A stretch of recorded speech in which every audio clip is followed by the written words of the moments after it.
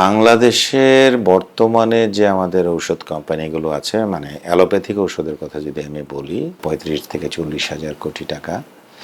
But আমাদের internationally সার্ভের বাইরেও আসলে কিছু ওটিসি মার্কেট আছে, লোকাল মার্কেট আছে, তাতে আমরা ধরতে পারি 45 থেকে 50,000 কোটি টাকার আসলে হচ্ছে ঔষধের মার্কেট।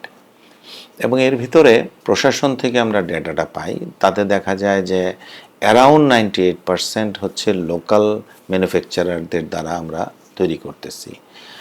আর খুবই সফিস্টিকেটেড কিছু ড্রাগ আছে যেগুলো মনে করেন যে ক্যান্সারের জন্য অথবা লাইফ সেভিং কিছু ড্রাগ আছে যেটা খুবই নিশ মার্কেট, ওইটা ধরেন হয়তো 2% কাভার করে আর কি, যেটা ইম্পোর্ট করতে হয় আমাদেরকে।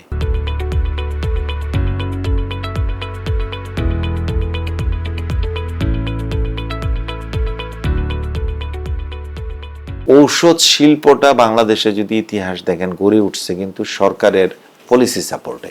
82 ড্রাগ অ্যাক্ট, ঔষধ নীতি, এটা কে দিছে? সরকার দিছে।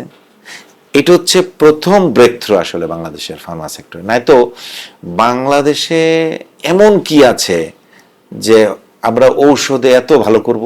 জেনেরিক মেডিসিন তৈরির ক্ষেত্রে মাত্র ভারতের পরে আমরা। ইভেন পাকিস্তানও কিন্তু আমাদের সাথে কম্পিট করতে পারে না। আপনি যদি আশেপাশের সব দেশ দেখেন, আমরা বাংলাদেশ থেকে রপ্তানি করি মায়ানমার, ক্যাম্বোডিয়া, ভিয়েতনাম, শ্রীলঙ্কা, মালদ্বীপ, ফিলিপিন, এগুলোতে কেন? কারণ আমরা একমাত্র বলা হয়ে থাকে যে pharmacy of the world. Pharmacy of the world হচ্ছে বর্তমানে ভারত। তার পাশাপাশি বাংলাদেশ হচ্ছে এলডিসির লিডার 49টা কান্ট্রির। কারণটা কি? আমরা বানাইতে পারি। এখন এই বানাইতে যে পারি, এর পিছনের মূল গভর্নমেন্ট সাপোর্টটা কিন্তু আসছিল 82 ড্রাগ অ্যাক্ট। আরেকটা জিনিস আছে, 93-94 সালে প্রাইসিং পলিসি করে দিছিল সরকার। এই জায়গায় আসলে ওই 93-94 সালের প্রাইসিং পলিসি হচ্ছে গিয়ে বাংলাদেশের, আপনি যদি ফার্মার ইতিহাসগুলো দেখেন তাহলে দেখবেন প্রথম স্টেপটা দেয় হচ্ছে 82-র পরে নতুন বাংলাদেশের কোম্পানিগুলো সামনের দিকে আগাইতে থাকে। আর 93-94 প্রাইসিং পলিসির কারণে দেখা যায় মাল্টি ন্যাশনালগুলো আস্তে আস্তে তারা সরে যেতে থাকে, ন্যাশনাল কোম্পানিগুলো আগায় যেতে থাকে। এবং ওইটার ধারাবাহিকতায় আজকে বাংলাদেশ কিন্তু এই যে ঔষধ যে আমরা দিচ্ছি, সেই ঔষধ দেওয়ার সক্ষমতা অর্জন করছে এই দুইটা পলিসি। এখন গভর্নমেন্ট যে সাপোর্ট দিচ্ছে, এই সাপোর্টটা অব্যাহত রাখতে হবে, শিল্প বান্ধব হইতে হবে। ওয়ান স্টপ সার্ভিসের কথা আমাদের বিনিয়োগ বোর্ডের সম্মেলনে, ইনভেস্টমেন্ট সামিটে বলা হয়েছে যে এক দেশ থেকে দেওয়া হবে। আপনারা এরকম একটি সিস্টেম করেন যেখান থেকে আমরা একবারে সব পাই। আমি বলি না যে আপনি রেগুলেশন থেকে ডিরেগুলেট করেন, বাট আমার জিনিসটাকে, সিস্টেমটাকে, সরকারের এই জিনিসগুলো যদি আমাকে সহজ করে দেওয়া হয়, বা সরকার এক জায়গা থেকে ওয়ান স্টপ সার্ভিস দেয় আমাকে, এটা বারবার বলে যাচ্ছি আমরা। কিন্তু এখন নার্কোটিক্স হচ্ছে স্বরাষ্ট্র মন্ত্রণালয়ের আন্ডারে, ড্রাগস হচ্ছে স্বাস্থ্য মন্ত্রণালয়ের আন্ডারে, আমরা দৌড়দৌড়ির ভিতরে আছি। আর পলিসির যে জিনিসটা ইনভেস্টমেন্ট সামিটে আসে, পলিসির কন্টিনিউয়েশন থাকা দরকার। বাংলাদেশে ঔষধ সেক্টর কিন্তু পুরোটাই প্রাইভেট সেক্টর ড্রিভেন। সো ওনারা টাকা খরচ করতেছেন কিন্তু নিজেরা আর্ন করে বা নিজেদের আর্নিং থেকে এই টাকাটা দিচ্ছেন।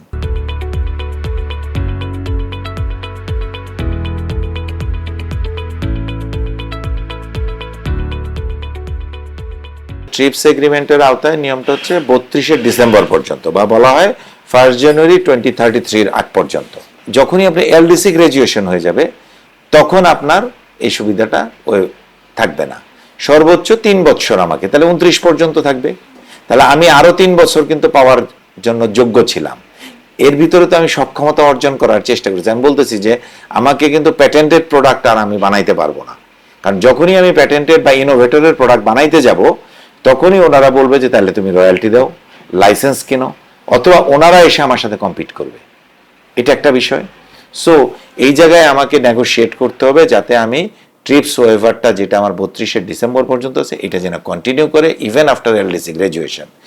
এবং সেই ক্ষেত্রে আরেকটা জায়গাতে আপনাকে অ্যাড্রেস করতে হবে, ফ্রি ট্রেড এগ্রিমেন্ট যেগুলো সরকার করার জন্য অলরেডি কাজ করতেছে, অবশ্যই ফ্রি ট্রেড এগ্রিমেন্ট করতে হবে সরকারের অর্থনৈতিক, মানে এক্সপোর্টগুলোকে ডাইভার্সিফিকেশন এবং করার জন্য। কিন্তু সেখানে আপনি এই মেধাসত্ত্বের বিষয়গুলো যখন আসবে, তখন আপনাকে ঔষধকে কিন্তু এই জায়গায় যদি আপনি ওয়েভার না দেন, তাহলে আমরা কিন্তু অলরেডি গভর্নমেন্ট যে কাজটা করতে পারে সেটা হচ্ছে অলরেডি অনেকগুলো প্রোডাক্ট পাইপলাইনে আছে যেগুলো প্যাটেন্টেড।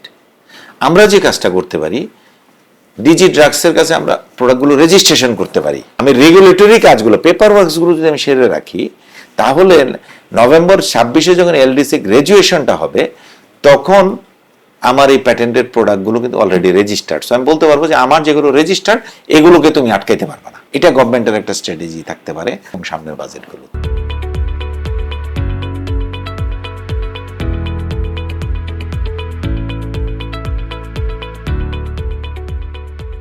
রপ্তানিতে আমরা গত 4-5 বছর যাবৎ একটা মানে রপ্তানি প্রণোদনা বা ইনসেন্টিভ পেয়ে আসতেছে। এটা 10% ছিল, এখন 8% করছে। এটা এক ধরনের সাপোর্ট, বাট এটা তো আসলে অনাদিকাল চলবে না। বাট এইটার আরো কন্টিনিউয়েশনটা 2 থেকে 3 বছর মিনিমাম দরকার আছে।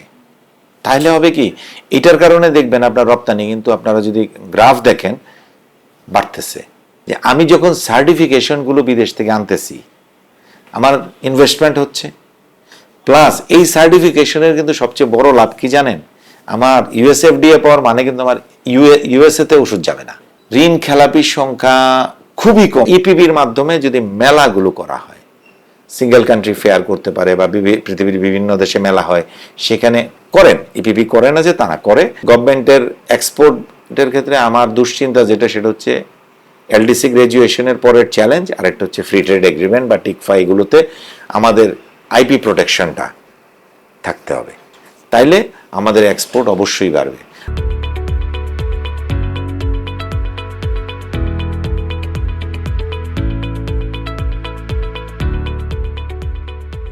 কাঁচামাল আমদানিতে কি ধরনের সমস্যা, সেটা হইতেছে কি, আপনাকে আমি কিছুটা উল্লেখ করছি।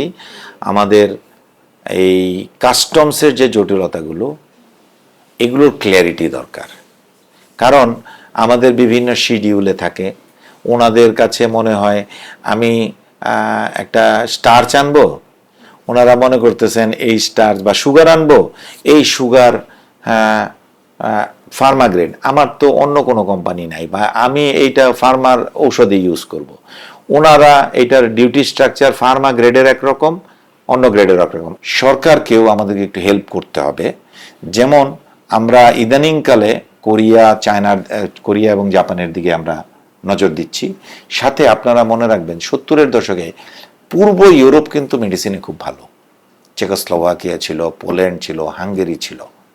সো ওই দিক থেকে কিন্তু আমরা বিভিন্ন ধরনের মেশিনারিজের পার্টস আনি। একটা নীতি সহায়তা লাগবে। আমি যখন এক্সপোর্ট প্রমোশনের ক্ষেত্রে বায়োইকুইভ্যালেন্সের সাপোর্ট, প্লাস এই যে আমি ফরেন ইনস্পেকশন টিমকে আনি, ওনাদের এখানে যে ওনার জন্য রেজিস্ট্রেশন, প্রোডাক্ট রেজিস্ট্রেশন এবং কোম্পানি রেজিস্ট্রেশনের জন্য যে টাকাগুলো জমা দিই, এইটার পারমিশনটা বাংলাদেশ সরকারকে দিতে হবে।